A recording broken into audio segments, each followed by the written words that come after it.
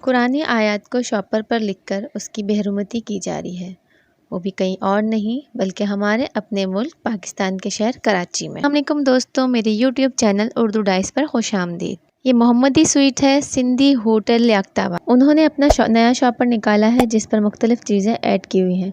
ज़बर, ज़ेर, पेश, तजदीद और मुख्तलिफ शोशे दिए हुए हैं। इसे हम सर्च कर रहे हैं लोगों को, जो लोगों उन्होंने दिया हुआ है। एम के नीचे तो मुख्तलिफ आयत आ रही हैं, मैं आपको दिखाती हूँ। ये देखें, अल्लाह लिखा हुआ आ रहा है।